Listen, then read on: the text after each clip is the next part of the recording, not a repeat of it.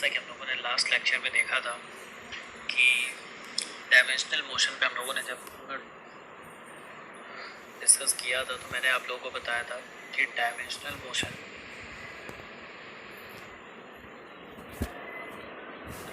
Three types के होते हैं। First is one dimensional motion, second is two dimensional motion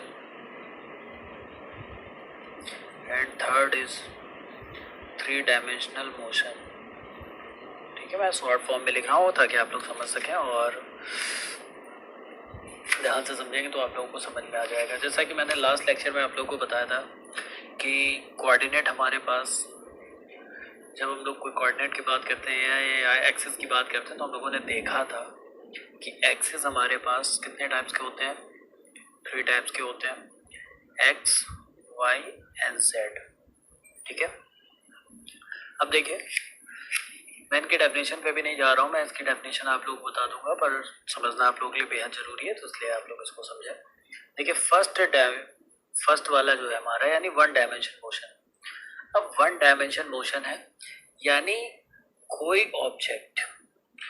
भी ऑब्जेक्ट अगर एक ही डायमेंशन में है, ठीक है, डायमेंशन या आप ये बोल लो कि पर्टिकुलर एक डायरेक्शन में मोशन कर रहा है।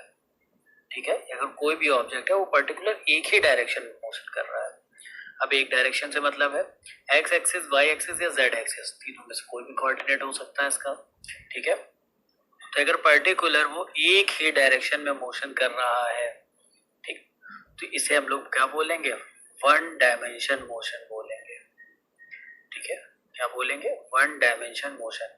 अच्छा, इसके लिए एक बात और समझिएगा आप लोग, एक पर्टिकुलर एक डायमेंशन का मतलब एक्स एक्सिस से नहीं है, ये एक्स पे भी हो सकता है, वाई पे भी हो सकता है और जेड पे।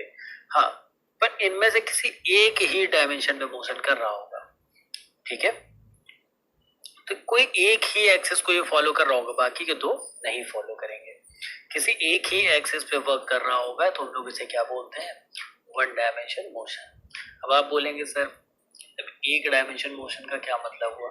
सपोज दैट एक बॉल थी और हमने उसको लुढ़का दिया, तो देखिए roll roll roll roll roll हो गई, बिल्कुल सीधी जा रही है।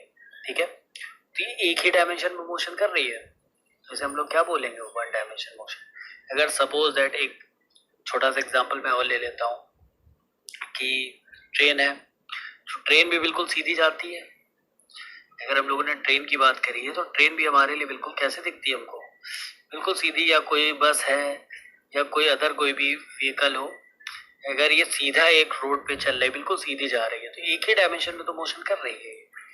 तो एक ही डायरेक्शन में अगर कोई ऑब्जेक्ट मोशन करता है तो उसे हम लोग क्या बोलते हैं, वन डायमेंशन मोशन बोलते हैं। ठीक है, चलिए, तो मेरे हिसाब से आप लोग को समझ में आ ही रहा होगा ये सारी चीजें। अब टू डायमेंशन का क्या मतलब होता है कि टू एक्सिस पे वर्क करना, यानी एक्स और वाई दोनों पे वर्क हो रहा हो। ठीक है, या एक्स जेड पे वर्क हो रहा हो या वाई जेड पे वर्क हो रहा हो, पर दो एक्सिस इसमें होना जरूरी है। ठीक है, there are two axis are compulsory. ठीक है, अगर ऐसा होता है कि दो एक्सिस पे वर्क करता है तो इसे हम लोग क्या बोलते हैं, टू डायमेंशनल मोशन बोलते हैं। अब आपको मैं बोलूं टू डायमेंशनल मोशन के लिए, आप बोलेंगे सर कोई एग्जांपल होना चाहिए। ठीक है, तो अब अगर सर से आप एग्जांपल पूछेंगे तो सर आप क्या बताएंगे, आप खुद सोच सकते हैं कि ऐसा कोई भी ऑब्जेक्ट देखिए जो टू डायमेंशन में मोशन कर रहा हो। ठीक है, जैसे आप फॉर एग्जांपल आप काइट देख सकते हैं।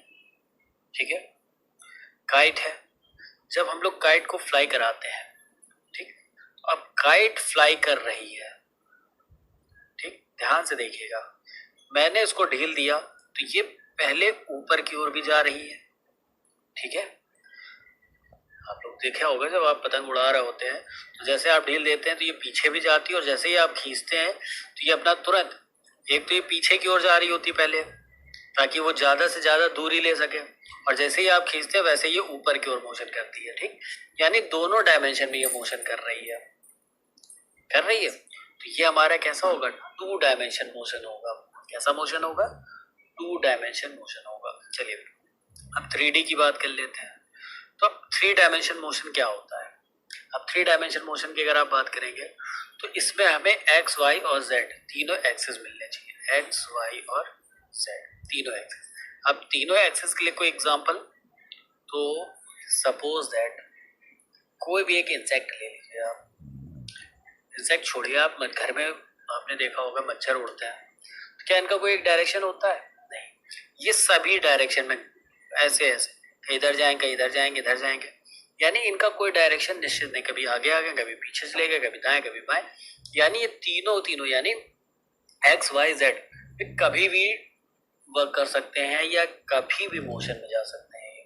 ठीक है, तो इस प्रकार के मोशन को हम लोग क्या बोलते हैं? 3 डायमेंशनल मोशन बोलते हैं। ठीक, बेसिकली अगर मैं आपको सीधे सीधे बता दूं तो कहने का मतलब है अगर कोई भी एक एक्सिस पे मोशन हो रहा होगा तो उसको 1 डायमेंशन बोलेंगे। अगर 2 एक्सिस पे मोशन हो रहा होगा, कोई भी 2, ये नहीं कि एक आप कोई भी ले लें, इनमें से कोई भी 2 हो। ठीक है, तो बेसिकली फॉर्म में अगर एक एक्सिस पे है तो 1 डायमेंशन मोशन, 2 एक्सिस पे है तो 2 डायमेंशन मोशन, और तीनों एक्सिस पे अगर कोई चीज मोशन कर रही है तो उसे हम लोग क्या बोलेंगे? 3 डायमेंशन मोशन बोलेंगे। ठीक है, तो ये बेसिकली है, ये हम लोगों का डायमेंशनल मोशन है। ठीक, अच्छा इसके बाद भी अब यहाँ पे कुछ चीजें आती हैं, जैसे हम लोगों ने देखा होगा इनर्शियल फ्रेम और नॉन इनर्शियल फ्रेम। ठीक है, नेम से अच्छा लग रहा है, सुनने में भी अच्छा लग रहा होगा। ठीक है, इनर्शियल फ्रेम होता क्या है? ठीक है, देखिए हालांकि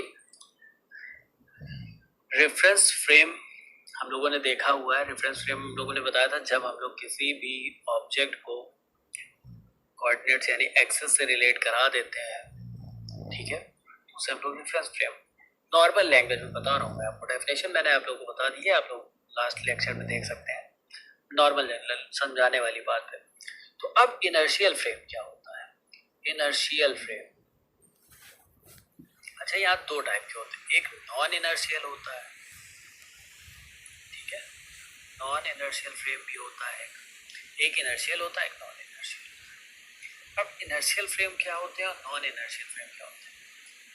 इनर्शिया आपको पता है, इनर्शियल फ्रेम होते हैं जो न्यूटन्स के फर्स्ट लॉ को फॉलो करते हैं, न्यूटन्स के फर्स्ट लॉ को फॉलो करेंगे। ठीक है, ये क्या होंगे?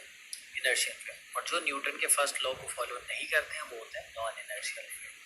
ठीक है, हमें पता है कि न्यूटन ने कितने मोशन के लॉ ऑफ मोशन दिए थे, सबको पता होना चाहिए। 3 टाइप्स के दिए थे। फर्स्ट वाला क्या दिया था इन्होंने, बता सकते हैं आप लोग? लॉ ऑफ इनर्शिया दिया था। फर्स्ट वाला ही जो दिया था वो क्या है? लॉ ऑफ इनर्शिया है। आप लोगों ने शायद पढ़ा हो लॉ ऑफ इनर्शिया। ठीक है, उसके बाद सेकंड लॉ क्या था? लॉ ऑफ मोमेंटम, मोमेंटम, ठीक है, सेकंड वाला था। और थर्ड वाला एक्शन एंड रिएक्शन। ठीक है, तो ये 3 थे। तो हम लोग बेसिकली हम लोग को इन तीनों पे भी नहीं देखना है, इसके लिए आगे पूरा एक चैप्टर है हम लोगों का, न्यूटन्स लॉ ऑफ मोशन पे एक पूरा चैप्टर दिया गया है। बट फिलहाल यहाँ पे इनर्शियल और नॉन इनर्शियल फ्रेम को समझना है। इनर्शियल फ्रेम का मतलब है जो न्यूटन्स के फर्स्ट लॉ को फॉलो कर रहे हैं, और नॉन इनर्शियल फ्रेम का मतलब है जो न्यूटन्स के फर्स्ट लॉ को फॉलो नहीं करते हैं, उन्हें हम लोग क्या बोलते हैं? नॉन इनर्शियल फ्रेम बोलते हैं। ठीक है,